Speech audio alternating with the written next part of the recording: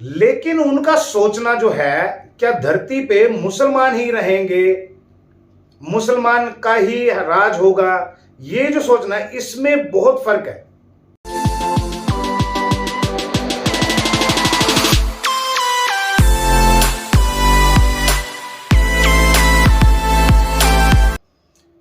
नमस्कार दोस्तों, गुरु शरणम। तो आइए दोस्तों, आज एक हम नए टॉपिक पे बात करेंगे। वो जो हमारा टॉपिक है वो एक अजीब सा ही है। बहुत से लोगों की गलतफहमी है कि क्या ये सच है। अभी जो ये सच वाली बात है वो हम आपको बताते हैं कि कई लोगों के हमारे पास मैसेज या पर्सनल कॉल या बाय फेस आके भी मिलते हैं, और एक ही उनके बहुत से लोगों के कुछ ही दिनों में जो एक सवाल है वो कई बार हो चुका है। वो जो सवाल है, क्या धरती पे मुसलमानों का ही राज होगा। अब ये जो बात है ये मैं पहले भी बता चुका हूं कि मुसलमान असल में होते कौन है। जो मुसलमान का अर्थ है वो कुछ और है। अब कुरान पढ़ने वाले या नमाज पढ़ने वाले या जो मोहम्मद सरकार को मानते हैं, अगर वो अपने आप को मुसलमान कहते हैं, अगर रब का मतलब मुसलमान का कुछ और है और वो अपने आप को कुछ और तरीके से मुसलमान मान रहे हैं, तो उन मुसलमानों का तो राज हो ही नहीं सकता। चलो दुनिया की बात भी हम लगा के चलें कि उनके ग्रंथों में, उनके पवित्र कुरान में लिखा है कि धरती पे सिर्फ मुसलमान रहेंगे। अगर मुसलमान रहेंगे तो फिर ईश्वर ने सनातन के हिसाब से कल के अवतार को क्यों भेजना है। जब रहने ही मुसलमान है, फिर कल की अवतार की फॉर्मेलिटी ईश्वर क्यों कर रहा है। या फिर ईसा मसीह दोबारा आएंगे, फिर ये फॉर्मेलिटी अभी क्यों है। अब कई लोगों को पता है, कईयों को नहीं पता कि ईसा मसीह जो है वो दोबारा एक बार फिर उतारे जाएंगे धरती पर। शांति का दूत बनकर आएंगे, वो मोहब्बत का पैगाम लेके आएंगे। इंसान एक दूसरे से नफरत छोड़ दे, इस चीज की वो एक बात, एक मोहब्बत, एक एहसास, इस चीज का ज्ञान, इस चीज की शिक्षा को लेकर दोबारा फिर वो जमीन पर आएंगे। लेकिन वो कब आएंगे, वो निशानियां जो हैं वो बाइबल के हिसाब से हैं। अब जो कल की अवतार हैं वो हमारे सनातन के ग्रंथों में है। अब जो मुसलमानों के जो भी अब आएंगे पैगंबर, नबी जो भी है, इमाम महदी, वो उनके कुरान के हिसाब से उसमें बताया गया है। लेकिन उनका सोचना जो है, क्या धरती पे मुसलमान ही रहेंगे, मुसलमान का ही राज होगा, ये जो सोचना है इसमें बहुत फर्क है। अब रब के हिसाब से जो मुसलमान है वो है जो अटल अपने दृढ़ निश्चय से ईश्वर की उपासना करता हो, ईश्वर को मानता हो।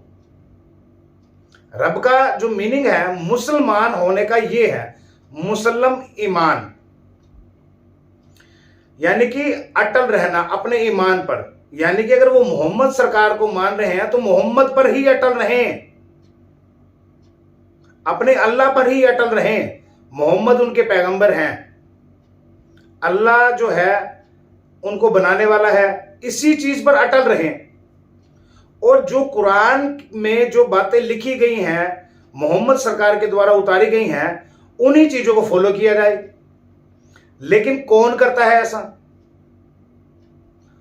लोग आज के दौर में लोगों ने गॉड, ईश्वर, खुदा, भगवान, अल्लाह, परमेश्वर, परमात्मा, सब जो चीजें हैं ये एक पैसा, धन जो है, इनके मुकाबले में ईश्वर को खड़ा कर दिया है, पैसे को। अब जो ज्यादा पैसे को अहमियत दे रहे हैं, क्या वो मुसलमान होंगे, क्या वो सनातनी होंगे, क्या फिर वो ईसाई होंगे? नहीं होंगे। क्योंकि ईश्वर ने क्या कहा है। अब अगर हमारे ग्रंथ के हिसाब से चले, अगर हम अपने ग्रंथ के हिसाब से चलते हैं, सनातन के ग्रंथों के हिसाब से, तो उसके हिसाब से तो सनातनियों को रहना है जमीन पर। अब कुरान के हवाले से चलें तो मुसलमानों को रहना है। अब बाइबल के हिसाब से चलें तो ईसा मसीह फिर उतारे जाएंगे, तो फिर यानी कि जो ईसाई जो हैं वो फिर यानी वो भी धरती पर रहेंगे। तो फिर इसमें मुसलमान का तो राज कहां रह गया। राज तो वही हो गया ना जो ईश्वर को मानेगा, जो अटल ईश्वर पे विश्वास रखेगा, रब उसके लिए जब जन्नत के दरवाजे खोल सकता है तो धरती भी उसको दे सकता है। जब धरती इंसान को देता है, यानी कि धरती की बात छोड़े आप, अब जन्नत स्वर्ग पर ही आके एक बारी बात करते हैं हम। जैसा कि हमें पता है कि हम कुछ नेकियां हमारे रब के हिसाब से, हमारे जो अवतार या पैगंबर, जो हमारे गुरु जैसे जिन्होंने हमें ईश्वर के बारे में ज्ञान दिया, जब हम उनके हिसाब से चलते हैं तो जब हमें स्वर्ग मिल सकता है, फिर धरती कौन सी बड़ी चीज है। जब रब ये कहता है कि तुम अगर मुझे मानते हो, मेरे बनाए हुए को मानते हो, मेरी रचना को मानते हो, मुझे ही मानते हो कि मैं ही तुम सबका रब हूं, मैं तुम्हारे लिए जन्नत के दरवाजे खोल दूंगा, तुम्हारे लिए स्वर्ग के दरवाजे जो है वो खोल दूंगा। तो फिर जब जन्नत और स्वर्ग के दरवाजे वहां आसमानों पर खुलेंगे, जब ईश्वर को जो अटल विश्वास से सिर्फ उसी रब को माने, एक रब जो है, अलग अलग नहीं जिनको आप लोगों ने डिवाइड कर रखा है, वो एक ही है, नाम उसके डिवाइड किए हुए हैं, ठीक है कोई बात नहीं, आप नाम डिवाइड कर सकते हो, क्योंकि कोई भी इंसान एक नाम से नहीं पहचाना जाता, वैसे रब भी कई नामों से पहचाना जाता है। जैसे कि मान लो मैं हूं, मेरे बच्चों के लिए मैं उनका पिता हूं, मेरी बहनों के लिए मैं उनका भाई हूं, मेरे माता पिता के लिए मैं उनका बेटा हूं, किसी का मैं मामा भी हूं, किसी का चाचा भी हूं।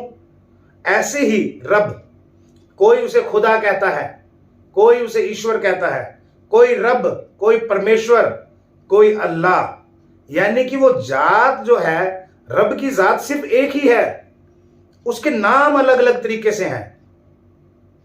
तो वैसे ही अब रब का जो, ऐसे लगाओ कि अगर आप धर्म की बात पे आते हैं, जैसे कि मुसलमानों ने ही राज करना है, अगर मुसलमानों ने ही राज करना है, जो नमाज पढ़ते हैं, मस्जिद में जाके रोजे रखते हैं, ज़कात निकालते हैं, हज पर जाते हैं, अगर इन्होंने ही रहना है, फिर उनका क्या होगा।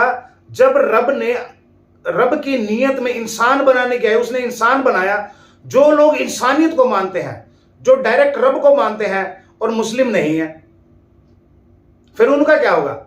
यानी रब उनके साथ कोई 420 करेगा? नहीं करेगा ना। क्यों नहीं करेगा? क्योंकि रब क्या कहेगा कि हाँ मैंने कहा था कि धरती पे मुसलमानों का राज होगा, लेकिन मेरे कहने का मतलब यह था कि जो मुझ पे विश्वास रखेगा, जो मुझ पर विश्वास रखेगा, अगर इसने ईश्वर के नाम पे विश्वास किया है तो ईश्वर मैं ही हूं, अगर इसने रब के नाम पे विश्वास किया है, रब भी मैं ही हूं, अगर इसने परमेश्वर के नाम पर विश्वास किया है और मेरे बताए हुए नियम को फॉलो किया है, तो फिर परमेश्वर भी मैं ही हूं, तो ये भी धरती पर रहेगा। उस वक्त फिर मुसलमान क्या कहेंगे कि जी आपने क्या कहा था, अभी मुसलमानों का राज होगा, तो ईश्वर यही कहेगा ना, रब अल्लाह जो है वो यही कहेगा ना, हाँ कि तुम्हारी नजर में ये मुसलमान नहीं है, तुम्हारी नजर में काफिर है, लेकिन मेरी नजर में मुसलमान है, तो ये भी रहेगा। अब कई ऐसे जो हमारे धरती पर कई फकीर ऐसे हैं जो जा भी चुके हैं और मौजूदा हालातों में है भी सही, आज के दौर में भी वो दिन रात, सारा दिन सारी रात रब की इबादत में रहते हैं। उनका जो दिल है अल्लाह के लिए धड़कता है, उस रब के लिए धड़कता है, अपने मुर्शिद की मोहब्बत के लिए तड़पता है, उसकी रगों में उस रब का नूर दौड़ता है। तो क्या रब उससे क्या कहेगा कि तुम नहीं रह सकते? ऐसा तो नहीं होगा ना। होगा वही जो रब चाहेगा। अगर मान लो मुसलमानों ने ही रहना है, फिर कल की अवतार के साथ फॉर्मेलिटी क्यों करेगा ईश्वर? ईसा मसीह के साथ फॉर्मेलिटी करेगा? भाई तुम जाओ धरती पर, इन चीजों का खात्मा है, जो नकारात्मक ऊर्जा का प्रभाव है, इंसान का रास्ता भटका हुआ है, इनको रास्ते पर लेके आना है, फिर तुम आ जाना, रहेंगे मुसलमान। ऐसा तो नहीं करेगा ना ईश्वर। रब ऐसा बिल्कुल नहीं करेगा। जिन लोगों के मन में डाउट है, जैसे कि आजकल न्यूज पे डिबेट होते हैं कि क्या सच में ही धरती पर मुसलमानों का राज होगा, ऐसा कुछ नहीं है। जब ये दुनिया पर कयामत आएगी, तो उस वक्त रब के सामने सभी लोग मौजूद होंगे, सभी लोग मौजूद होंगे। उसमें से फिल्टर किया जाएगा, यानी कि छटाई होगी कि कौन मुस्लिम है, असली मुसलमान की जो पहचान होगी वहां होगी। यहां पर आप कितना भी कहें कि हम मुसलमान हैं, हम सनातनी हैं, हम ईसाई हैं, लेकिन ऐसा नहीं हो गया। असली जो आपकी जब वहां पर छटाई होगी, आपको फिल्टर किया जाएगा, असली बात का तो पता वहां लगेगा जब ईश्वर के सामने उनके फरिश्ते, आप कहोगे जी मैं मुसलमान हूं, तब वो आपको काफिरों में डालेगा। अब काफिर कौन है? मुसलमानों के हिसाब से तो जो वही है ना जो गैर मुस्लिम है। अब गैर मुस्लिम भी है ना, जो गैर मुस्लिम जो है वही काफिर है मुसलमान की नजर में। अब मुसलमान का मतलब कुछ और है तो गैर मुस्लिम का मतलब भी कुछ और है ना। गैर मुस्लिम का मतलब यह है जो अटल नहीं है, अटल से परे है, गैर है, पराया है, यानी कि ईश्वर से दूर है, वो गैर मुस्लिम है। अगर हम सनातनी हैं, ईश्वर को मानते हैं, भागवत के हिसाब से श्री कृष्ण जो है वो हमारे आइडल है, वो हमारे आइडल हैं। हम उनके हिसाब से भागवत को मानते हैं, अपने गुरु के हिसाब से उनसे ज्ञान लेते हैं, और ईश्वर तक का जो रास्ता है, हम मोक्ष के रास्ते पर चलने की कोशिश करते हैं। तो जो हम हैं वो हम गैर मुस्लिम या काफिर हो ही नहीं सकते ना। काफिर का मतलब तो यही है, रब को ना मानने वाला, उसके हर बात को झुटलाने वाला, उसके हर अवतारों को झुटलाने वाला, उसके पैगंबरों को, उसके नबियों को, उनके वलियों को झुटलाने वाला काफिर ये है। हम नहीं झुटलाते। राम उतरा है तो मोहम्मद भी उतरे हैं, ईसा उतरे हैं तो नानक जी भी उतरे हैं, हम कहां झुटला रहे हैं? तो काफिर नहीं है हम। काफिर वही होगा जो रब के ग्रंथ के हिसाब से, ग्रंथ जो उतरे हैं और इंसान उसको झुटला रहा है कि नहीं ऐसा नहीं है, मैं अपने हिसाब से चलूंगा। भैया आज का दौर है, मुझे तो पैसा चाहिए, बच्चों की परवरिश करनी है, रब के ऊपर विश्वास नहीं है, सिर्फ खुद के ऊपर विश्वास है कि मैं ही कर सकता हूं, मैं मेहनत करूंगा, मैं पैसा कमाऊंगा।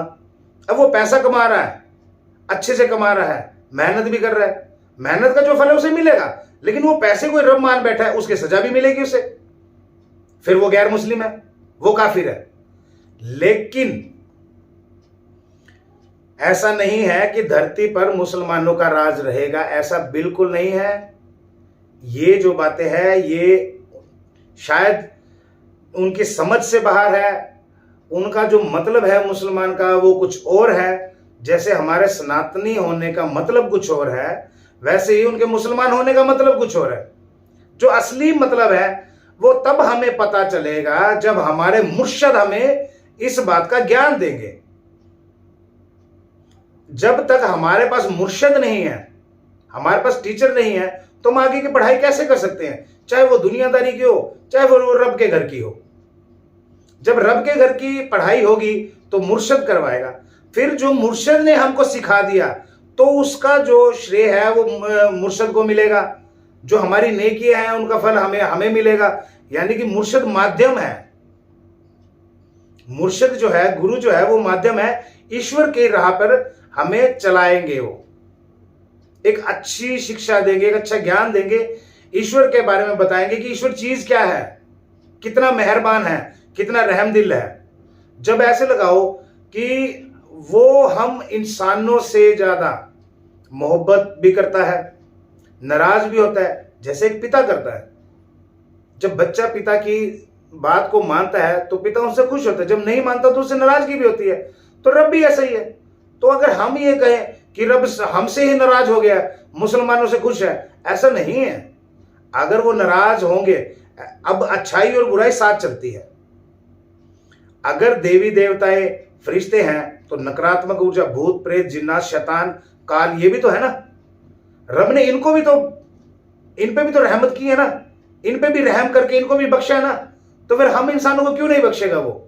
बस बात है तो गुनाहों को अपने माफ करवाने की।